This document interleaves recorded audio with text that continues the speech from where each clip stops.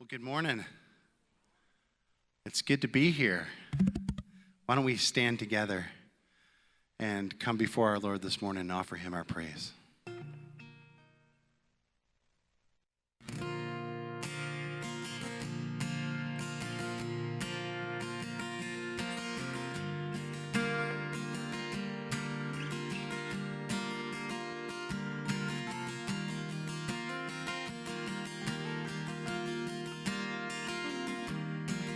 All creatures of our God and King,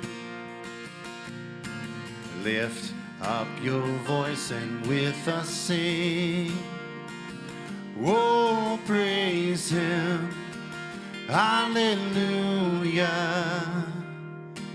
Thou burning sun with golden beam, thou silver moon with softer gleam. Oh, praise him, oh, praise him. Hallelujah, hallelujah, hallelujah.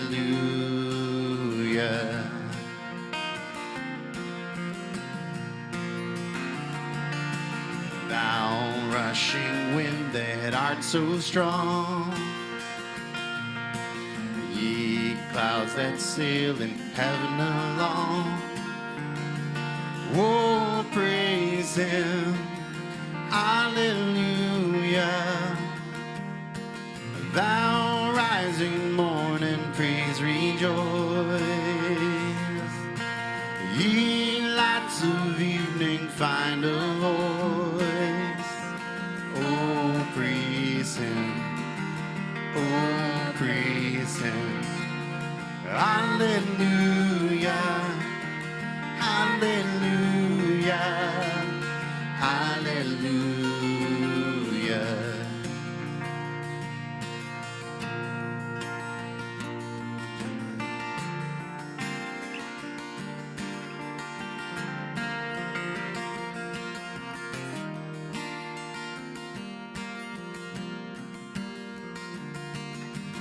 Let all things the Creator bless, and worship him in humbleness.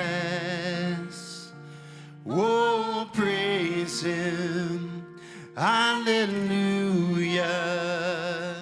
Yeah, praise, praise the Father, praise the Son, and praise the Spirit, three in one. Oh, praise him, oh, praise him.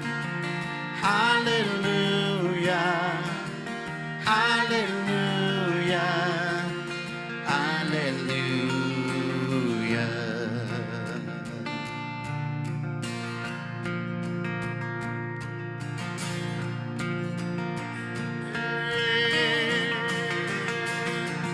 Yeah, praise, praise the Father, praise the Son, and praise the Spirit, three in one. Oh, praise him, oh, praise him. Hallelujah, hallelujah, hallelujah.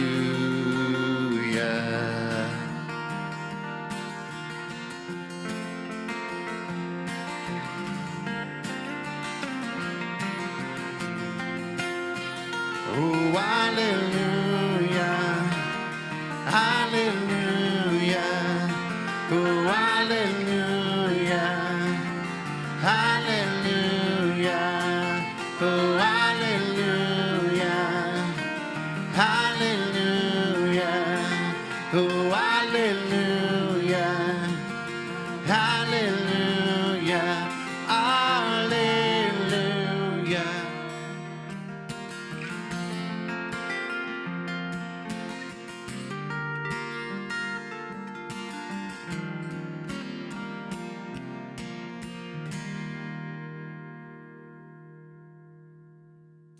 It's so good to sing those words, to praise him this morning because he's worthy of our praise.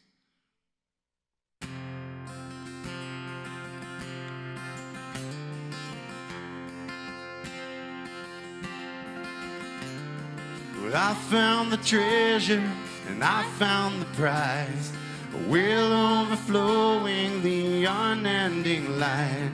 A God who's so gracious, a God who's so kind, a Savior with healing and freedom. I found life. I found life. He gives grace upon grace like rivers flowing, mercy so new. With every morning, God made a way when there was no way I could. That's just who he is. He's just that good. He's just that good. And I have assurance, and I have a hope. I've got a future, and God holds it all.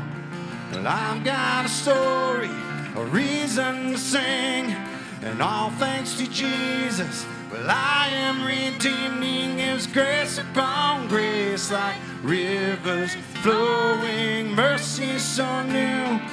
With every morning, God made a way when there was no way I could. That's just who he is. He's just that good. He's just that good. I can't hide it, I believe. I know my Father's love for me. I won't be quiet, I will sing of all my God has done for me. I can't hide it, I believe. I know my Father's love for me. I won't be quiet, I will sing of all my God has done for me. I praise God for all he's done for me. He gives grace upon grace like rivers flowing, mercy so new. With every morning, God made a way, and there was no way I could. And that's just who he is. He's just that good. He's just that good. Oh, he's just that good. And that's just who he is. He's just that good. He's just that good.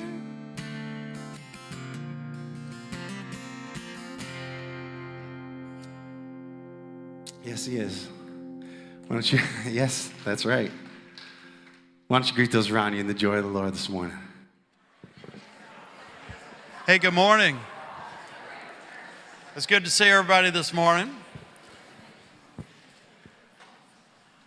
All right, I'm going to do the Bible reading this morning. This is from Daniel chapter 3, verses 14 through 18. Starting with verse 14.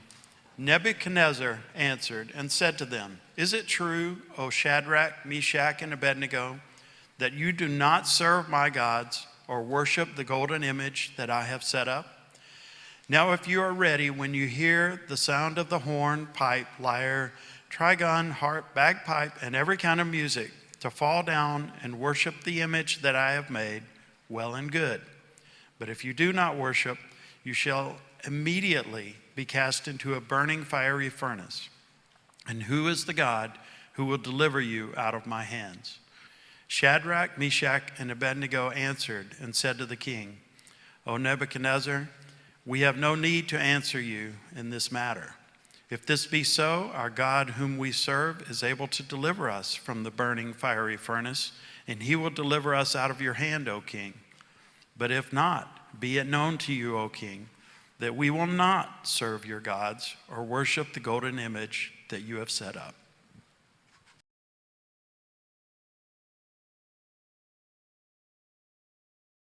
Well, for our offertory this morning, we probably could have done this song for almost any week during this series. But one reason I thought it stood out for us today was the line that you'll meet the Lord in the furnace a long time before you meet him in the sky. And I think that's just a truth that we need to know and accept and hear this morning. So let's do it.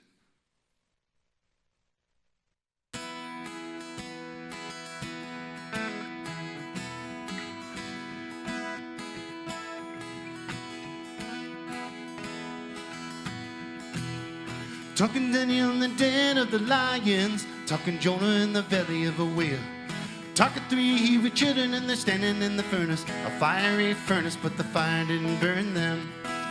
And the lions didn't bite, and the Lord reached down, and you can be sure with everything turned out right.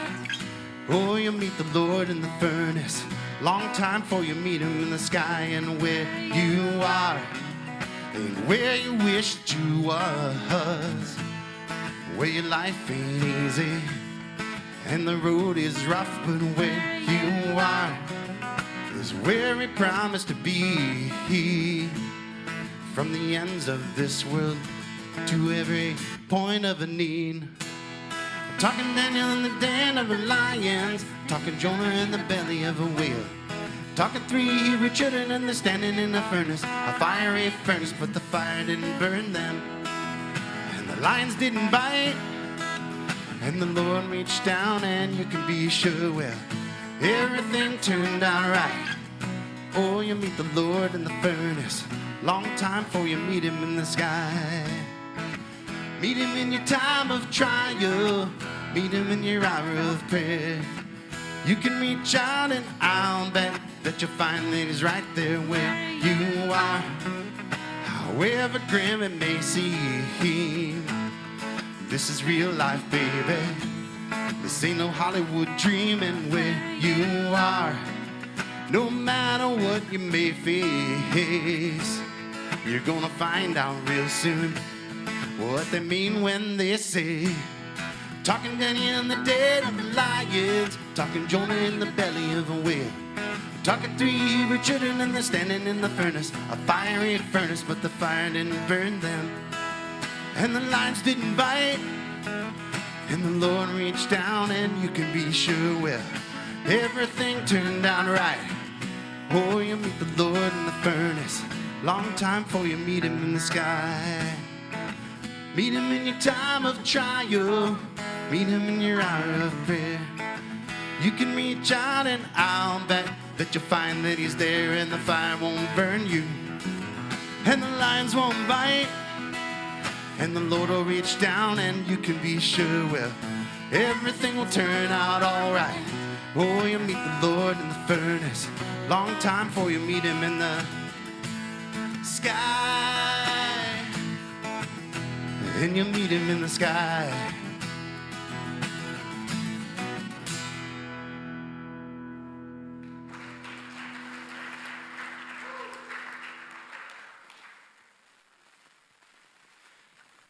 Well, good morning, church. Come on, we gotta be a little fired up, right? Can't hear a song like that and not be a little excited. Those girls over here are so excited. They were on their phones and everything with such excitement. So it was awesome. I just need to share this, all right? I had a moment where I totally busted them, and I'm gonna be in a lot of trouble because I'm pointing them out right now. But it was great. So it's where the youth pastor in me comes out, and I just love this part. All right.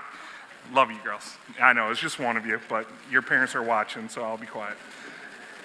Hey, if you're joining us this morning, you're allowed to bring out your phone, I promise. None of us are going to judge or critique. But if you're joining us this morning, we've been going through a series this summer where we've been looking at some of these stories that maybe those of you that grew up in the church heard about in Sunday school and learned, and yet then we left them down in the Sunday school classroom. As adults, we've maybe kind of stayed away from them and thought, well, that's too flannel graph. That's too, little kid stuff. It's not for us. And what we've been trying to look at is throughout this summer, as we look at each one of these stories, we've been seeing that there's a lot of weight and a lot of value even today in our adult life for us to have these things.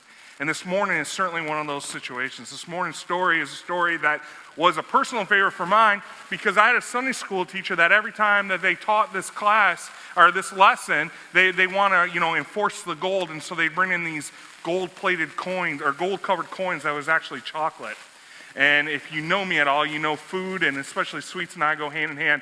Dean would have been a horrible Sunday school teacher for me, right? Because he'd have all the desserts and I'd just be sitting there sharing with them. But this idea was that they would bring them on. One year in particular, it was great because they not only had this pile of chocolates that they wanted to have and all these coins to depict the gold, but they also brought in this little heat lamp, right, to show the fiery furnace. Well, they put the chocolate a little too close to the heat lamp, and eventually you had a bunch of kids trying to mold and create statues out of chocolate. It was a lesson that I'll never forget in my life.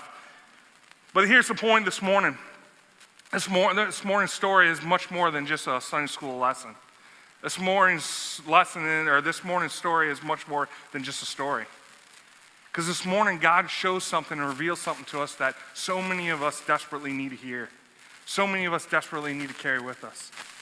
Because if you are not in the midst of one of those trials that we just sung about in that song, if you're not in the midst of one of those times of hardships where you're questioning, God, where are you? When are you going to show up? Chances are you either come out of one or you're heading into one. And the reality and the truth of this life, especially as those of us that are on this pursuit to follow God, is there's nothing that's promised to be easy. But we're promised a God that is with us. We join me in a word of prayer. Father, I thank you this morning for the worship that's already taking place. I thank you for your truth. I thank you for your holiness. I thank you for the way that you have just shown yourself in such a mighty way. This morning, Father, we need you. We need you to communicate this word. We need you to communicate this truth to us. Speak your words to us this morning, we pray. In Christ's holy name, amen. If you're not familiar with the story of Shadrach, Meshach, and Abednego, those are three just really cool names and will help you out a lot in Scrabble. But they're also three characters, three people that we're introduced to in the book of Daniel. And what takes place in the book of Daniel, Daniel depicts a story, a depiction of what took place when there's this king of Babylon who was just overwhelmed with this desire to conquer all the land. And so he went in and he grabbed all of the Hebrew people and he brought them back to Babylon. And in doing that and bringing them into Babylon and into this area, what he was doing is he was bringing them into slavery and captivity to him. And in the book of Daniel depicts the story of these three young Hebrew boys who stood up in the face of evil.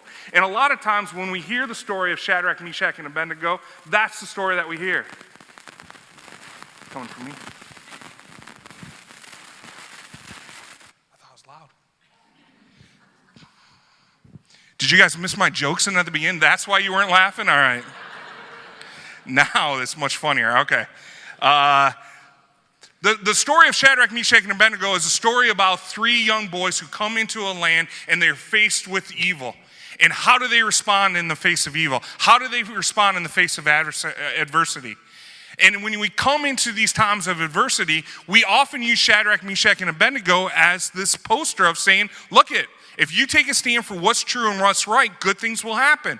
And it's a good message. It's a good lesson. The problem is there are too many people, many of you, who know that in the face of hardships, in the face of trials, you've taken that stand and it hasn't turned out the way you want. And so when we look at this story, what we read about is how these boys handled this adversity. If you can open up to Daniel chapter 3. Nebuchadnezzar, they talks about this man Nebuchadnezzar, another great one for your spelling games and such, is the king of Babylon. And as they went in and they raided Judah, as I was sharing earlier, they took the Hebrews out of that land and they brought them back into Babylon. And in doing that, they brought them into captivity. And their whole purpose was to take these Hebrew people who their main identity in life was the God that they worshiped.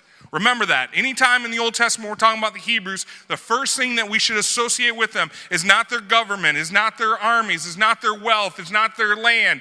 The first thing you should associate with the Hebrew people is the God that they worshiped. And so the first thing that the Babylonians do when they bring these Hebrew people in is they change everything about them, including the way that they worship. Well, Daniel chapter 1 tells us about a few young men, these 3 men who will later take on the Babylonian names of Shadrach, Meshach, and Abednego, and a man named Daniel. And these 4 stood up in the face of it. And they were told to change their dietary laws. They were told to change how they do things. And they stood up against all of that. And as a result, they stood out. And not only did they just stand out, but the king actually took respect for what they were doing. And he elevated them to a place of power, and he had favor on them. And in chapter 2, the king has a dream, a really, really wild dream. And none of his wise men, none of his prophets, none of the people that work for him are able to translate the dream, except for this Hebrew, Daniel. And Daniel's able to come in and translate the dream. And we see at the end of chapter 2 that Nebuchadnezzar takes Daniel and he takes his 3 friends, Shadrach, Meshach, and Abednego, and he places them in a position of leadership. Well, when chapter 3 opens up, Nebuchadnezzar is told by a couple of his wise men saying, listen, these Hebrew people are coming in and they're starting to worship their own God. We need to do something where it shows that you are the only one worthy of worship. And so they put a law into place that every time when the music goes off, everyone should stop what they're doing, bow, and worship this golden image that they made, this bronze or this golden statue.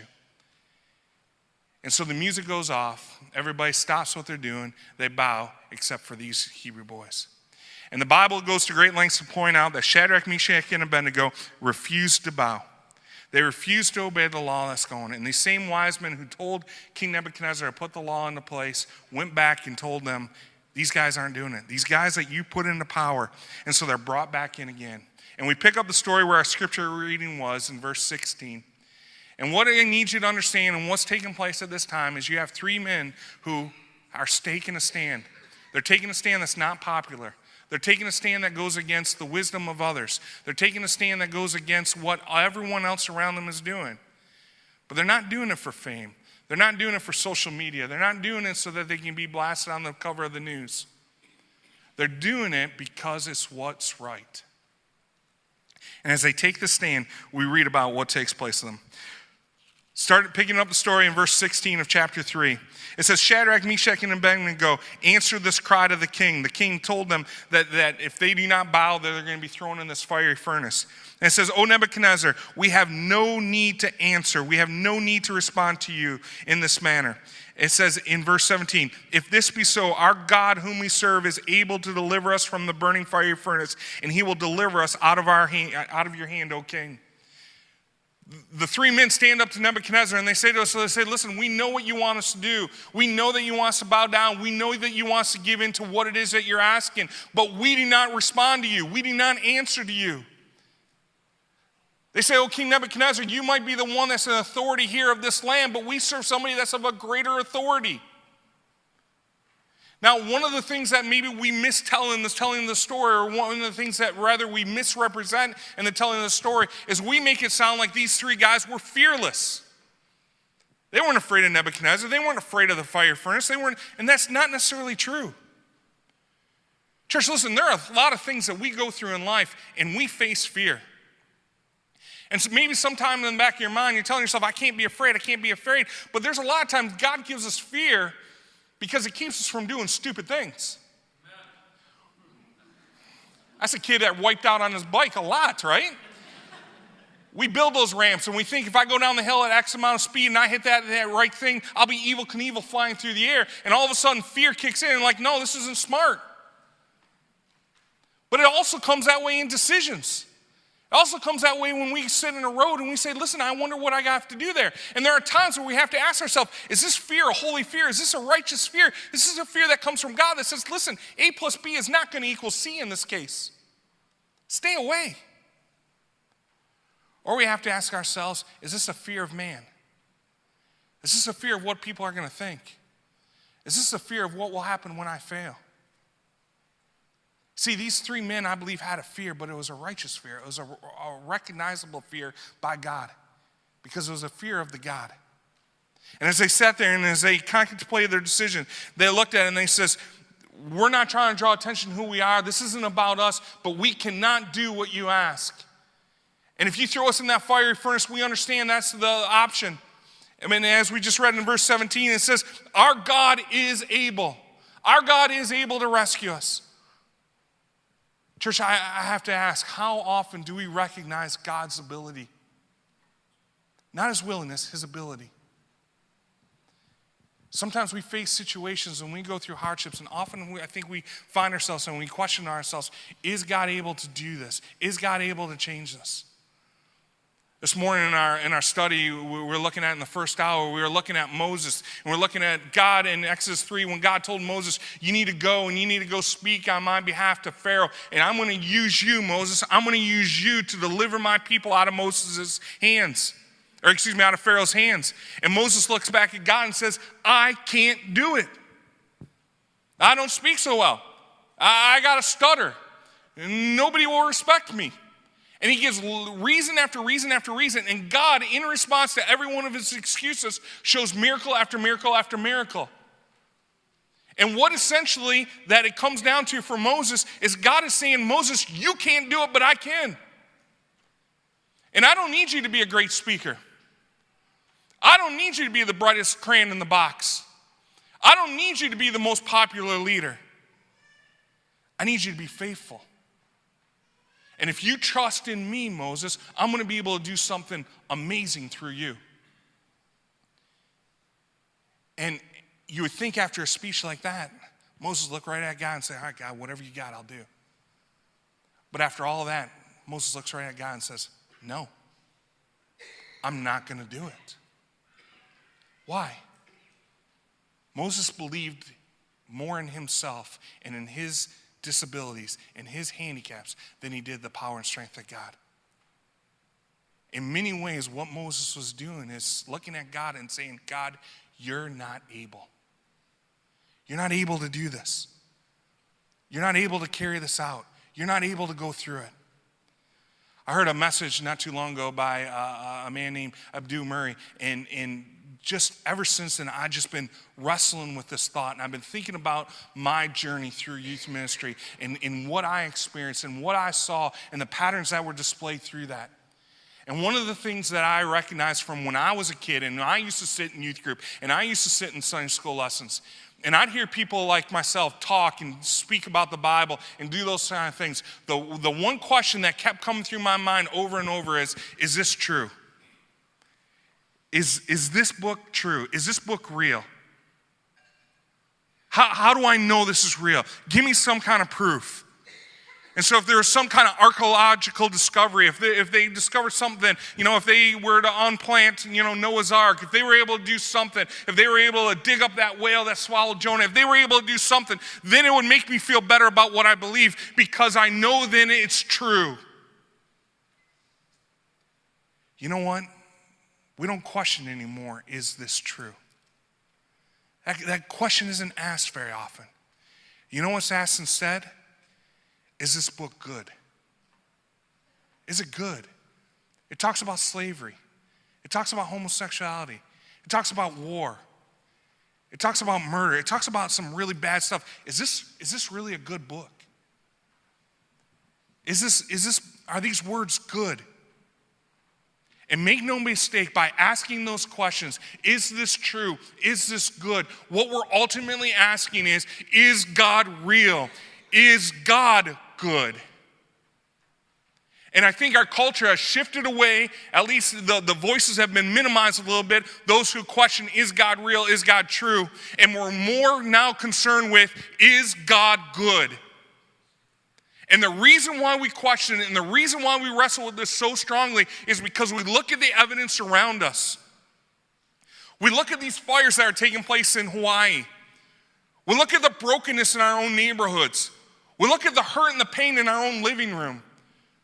We examine our own thoughts and our own anxieties and our own struggles, and we say, if all of this exists, how can there be a God who is good?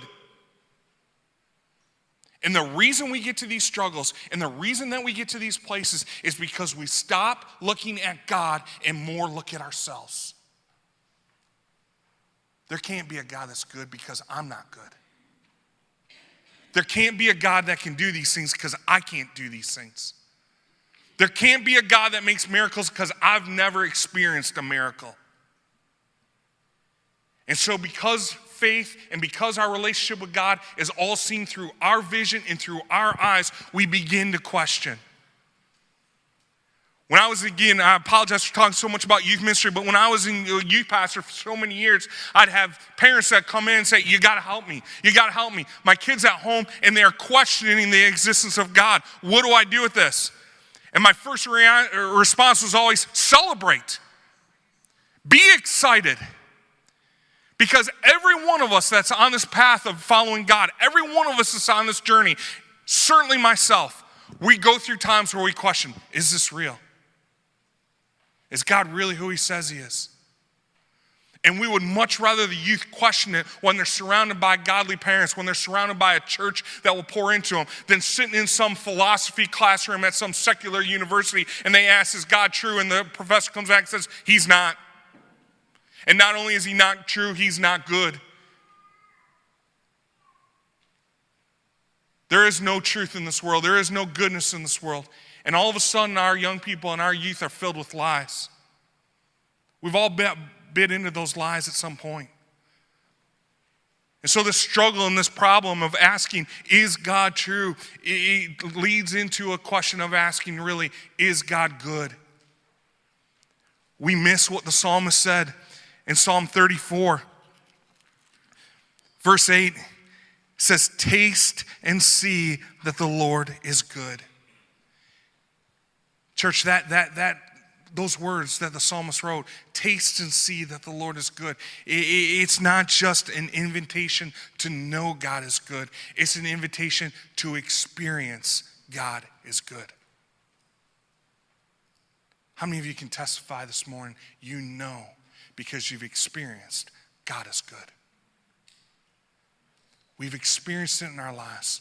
We've seen it in our lives. We've felt it in our lives. It's not something that we've just read about. It's not something that we've just thought about. It's not something that we've just tried to create in our own manifestation or whatever new world thing that we're onto right now. But it's something that we experience. The goodness of God, the realness of God we experienced. There's a movie, I think there was a book about it too, but I only look at movies. There's this movie called The Lion, Witch, and the Wardrobe. Some C.S. Lewis guy or something wrote it. But there's a scene in there where there's this young lady, Susan, who comes and asks Mr. Beaver, and he's talking, and he talks about Aslan, right? Talks about the king and the ruler of the land. And the encounter that she has with him is all of a sudden she finds out Aslan's a lion. And she's blown away because he has this human name. And so in the encounter, she then tells Mr. Beaver, I shall feel rather nervous about meeting a lion. I've never met a lion before. And so she asks Mr. Beaver if Aslan is safe, to which Mr. Beaver replies, safe? Who said anything about safe? Of course he isn't safe. But he is good, and he is the king. I think some of us were sold a false bill of goods. We're told you follow God and everything will go well. Everything will be easy. Everything will be safe. And I know, church, I fall into this trap often. I think if I were to get into heaven and God were to take me into my room and here say, here, Jason, here's the hall of prayers. Here are all the prayers that you've ever prayed in your life. First of all, unfortunately, it'd probably be a smaller room than it should be. But then second of all, he'd look and he'd say, look at that whole wall over there. That's most of your prayers. And when I look over there, that would be the prayers of safety. Lord, keep us safe. Lord, keep my children safe. Lord, keep my family safe. Lord, we're heading out on a trip. Keep us safe. Lord, watch over our youth as they're away. Give them safety. And please, please understand, there's nothing wrong with praying for that. There's nothing wrong with praying for that. But where this becomes a problem and where this becomes an issue is what happens when safety isn't what we experience.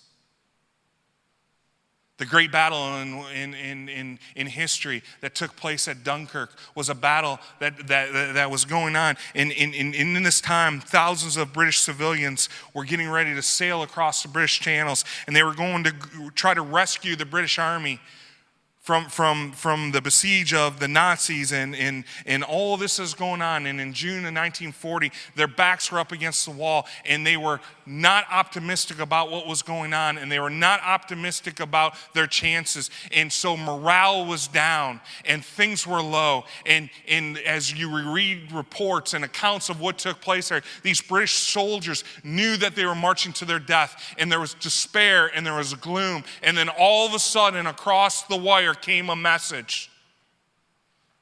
And the message was only 3 words. Only 3 words came across the line. And those words were, "But even if." And like some miraculous work of God, all of a sudden something broke out among the British armies. And all of a sudden they became overwhelmed with a source of strength and a source of understanding. Why? Because somewhere along the lines, they were introduced to the story of Shadrach, Meshach, and Abednego. And in Daniel chapter 3, verse 18, after Shadrach, Meshach, and Abednego say, God is able, our God is good, our God is real, he is able to do these things. We don't question if he can rescue us from the fiery furnace, Nebuchadnezzar. We don't question that we can walk into his hands and know that he can protect us. But verse 18, but if not, but even if, be it known to you, O king, that we will not serve your gods or worship the golden image that you have set up. Shadrach, Meshach, and Abednego looked straight at the king and said, we know that God is good. We know that God is able. We know that he is real. We know that God can deliver us from this fiery furnace. But even if he doesn't, we're going into that furnace. We're marching into that furnace. And you sit there and say, well, that's great. Those guys had no fear of the furnace. That's baloney. I mean, Scripture tells us that when they opened up the doors of the furnace, the guys that opened up the doors singed up and burnt to death just like that. They could feel the fire. They could feel the heat. They knew what was in that furnace. They had a fear. And please hear this. But they had a greater fear than that furnace. And that greater fear was a fear of settling. That greater fear was a fear of watering down who their God was. Their greater fear was that they would, in the face of adversity, in the face of trial, that they would stop and they would say, we don't know if our God is good enough. We don't know if our God is able. And in the face of that trial, in the face of that hardship, they said, we would much rather trust in his power, in his goodness, than to walk away from this. Their fear was a fear of settling. Church, what are you most afraid of? What is it that concerns you more than anything? I had a conversation with one of my kids not too long ago, and we were talking about life, and we were talking about sports, and we were talking about just everything around it, and it got a little deep, and I looked at him, I said, you know what my biggest concern is, my biggest desire is? My biggest desire is, and I probably right after the prayer of safety, the selfish prayer wall, this is at the head of the selfish prayer wall. I just wish that God would show up one day, and just him and I could go out and grab a coffee. And all I need to hear him say is, you're on the right path. You're heading in the right direction. Press on. I'll see you at the finish line. But there are too many times when I take my eyes, just like Peter did in that storm, I take my eyes off of Jesus and I look at the storms. I look at the waters. I look at the circumstances. I look at what might happen. And all of a sudden I find myself being anxious about possibly being anxious. And you laugh because we've been there. And we get concerned and we get consumed and we get worried about those things. We get consumed with what we see. We see the fiery furnace in front of us and we say, all right, God, where's the other pathway? And we begin to question, God, are you going to meet me on the other side of this furnace?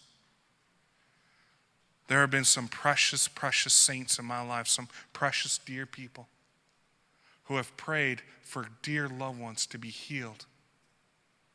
And I can't tell you how many times I've gone to funerals and I've gone to express my condolences and I'm saying, I'm sorry. We were all praying that so-and-so would get healed. And I can't tell you how many times I've had people look at me and say, they are healed. They're healed. They're in the presence of Jesus. They will never be sick again. They will never be hurt again. I never have to worry about them again. Yes, I grieve. I mourn my loss. I'm sad, but my loved one is healed. And what's so beautiful about that to me is they recognize that God is going to heal. Their desire was maybe on this side of eternity, but even if he doesn't choose to do it on this side of eternity, he'll do it on the other side. Church, do we have that kind of faith? Do you have the kind of faith that can look adversity in the face, can look trials in the face, can look at hardships in the face and say, this is hard, this is difficult. But the greater fear is not what man can do to me. The greater fear is not what can happen here. The greater fear is knowing that if I walk away, I water down my relationship with God. The Apostle Paul, there was nobody probably in the human flesh that went through as much persecution, as much difficulty as the Apostle Paul went through. And in Romans chapter 2, he shares some of that, and he shares these things, and he shares these words in Romans chapter 2, starting in verse 14. He says, for when the Gentiles who do not have the law by nature do what, that's the wrong book, but that's a really good book because it's God's word. Man, building momentum and you just hit the halt there. God, Zooks. Philippians, let's go to Philippians chapter 2. Do all things without grumbling or questioning, even if you read the wrong passage. That you may be blameless and innocent, children of God without blemish in the midst of a crooked and twisted generation, among whom you shine as lights in the world. Listen to verse 16.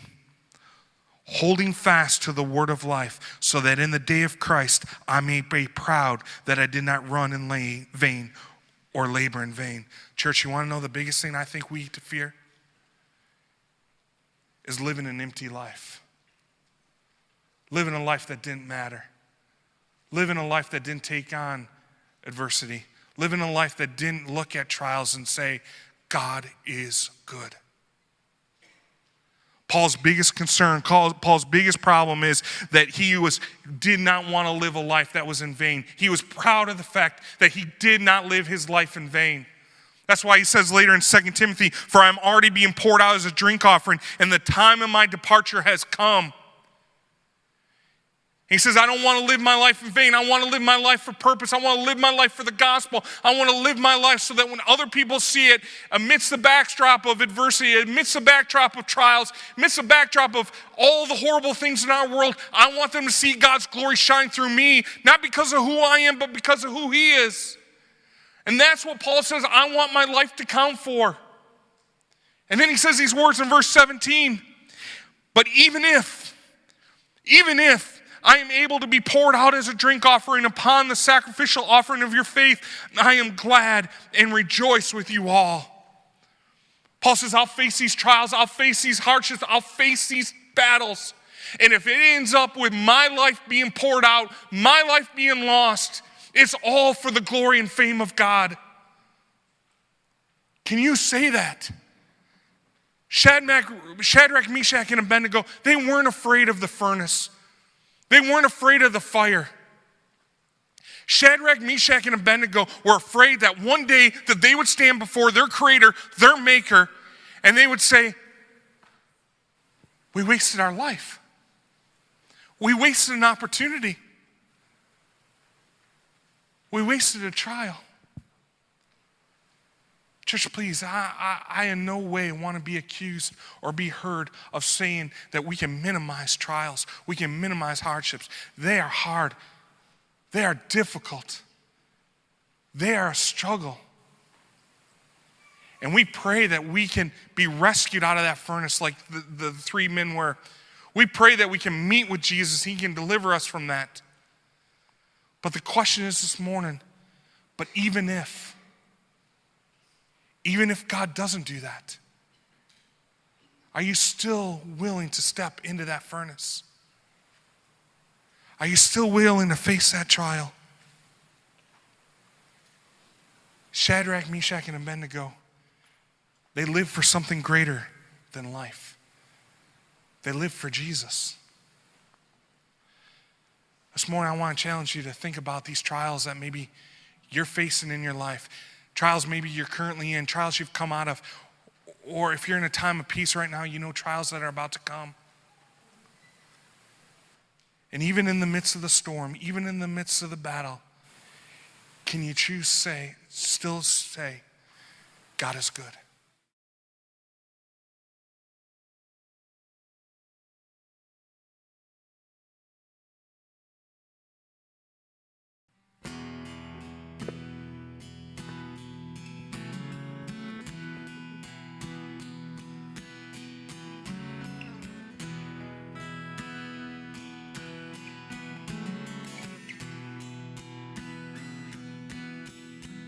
They say sometimes you win some, sometimes you lose some.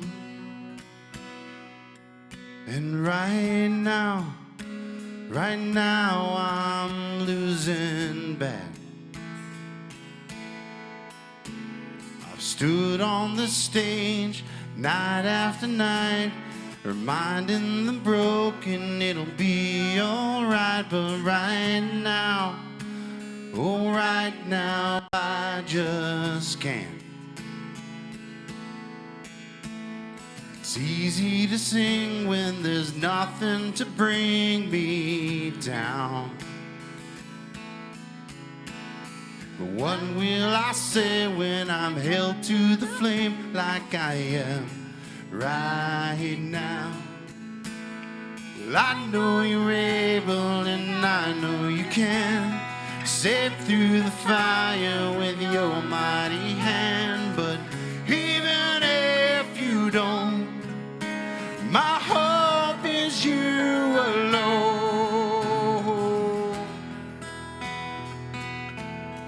They say it only takes a little faith to move a mountain. Well, good thing a little faith is all I have right now. But God, when you choose to leave mountains unmovable, oh, give me the strength to be able to sing as well with my soul. I know you're able and I know you can sail through the fire with your mighty hand. But even if you don't, my hope is you alone. And I know the sorrow and I know the hurt would all go away if you just say the word. But even if you don't, my hope is you alone.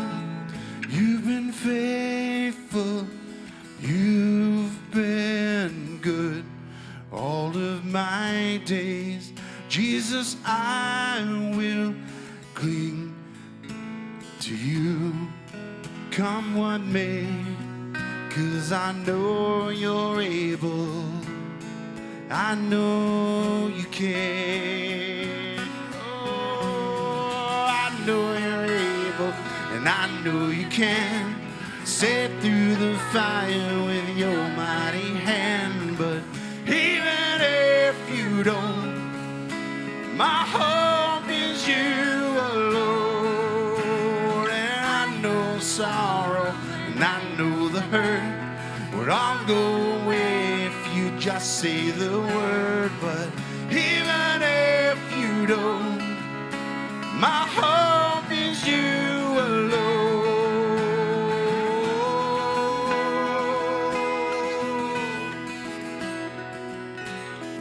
Oh, hope in you alone.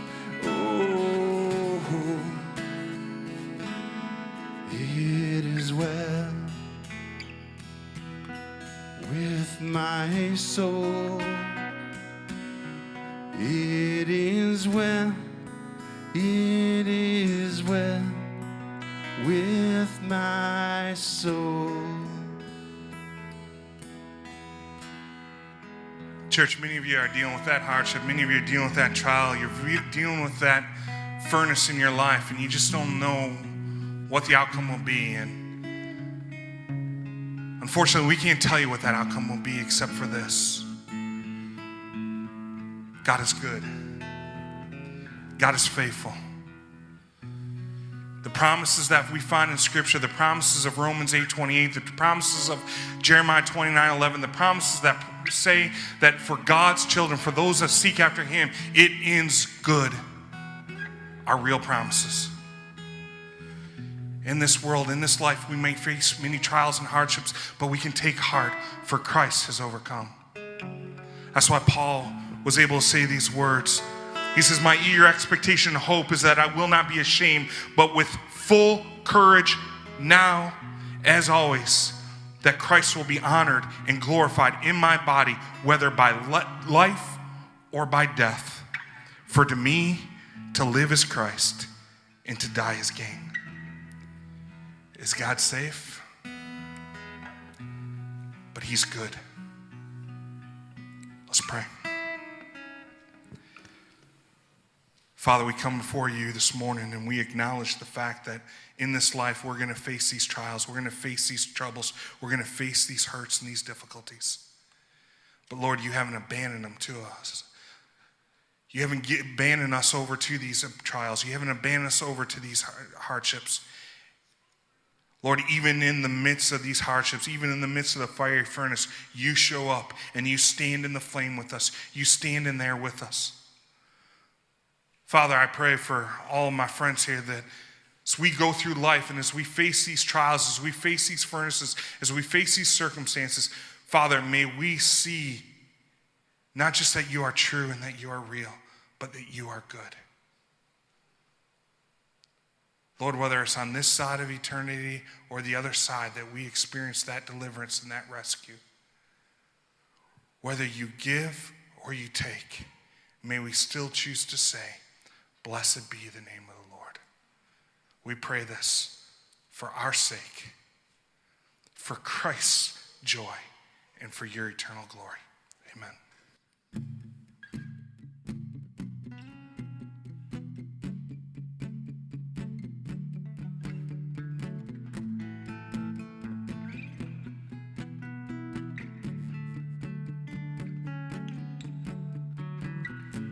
Blessed be your name in a land that is plentiful, where your streams of abundance flow.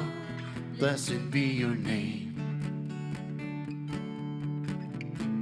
Blessed be your name when I'm found in the desert place.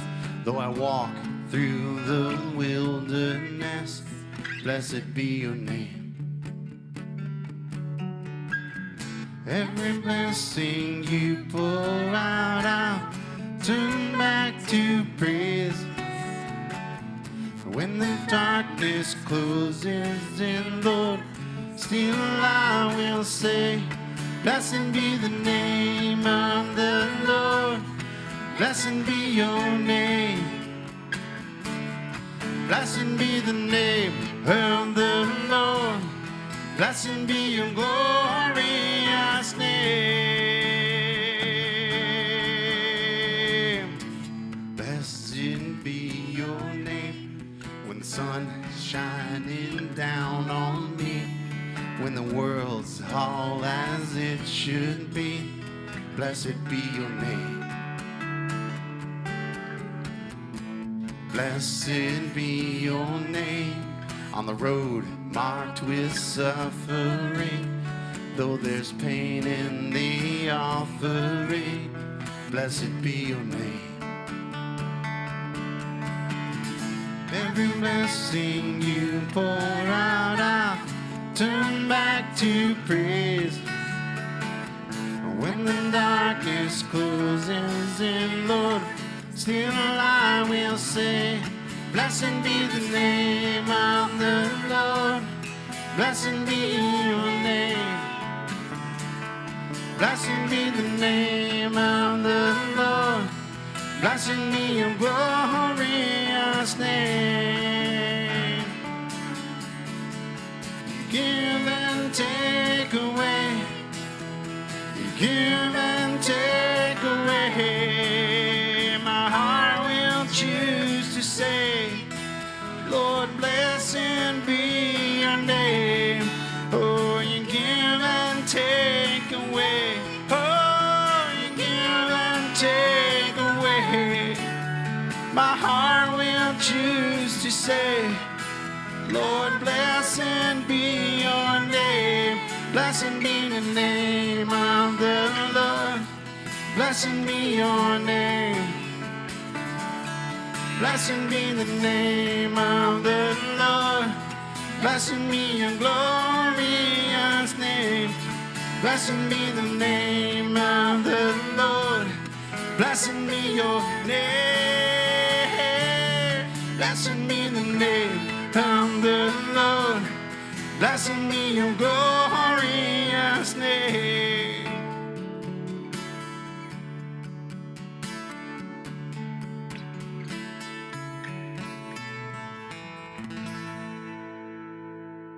Amen. Now to him who is able to keep you from stumbling and to present you blameless before the presence of his glory with great joy, to the only God our Savior, through Jesus Christ our Lord, be glory, majesty, dominion, and authority before all time and now and forevermore. And all God's people proclaimed. Amen. God bless you, church.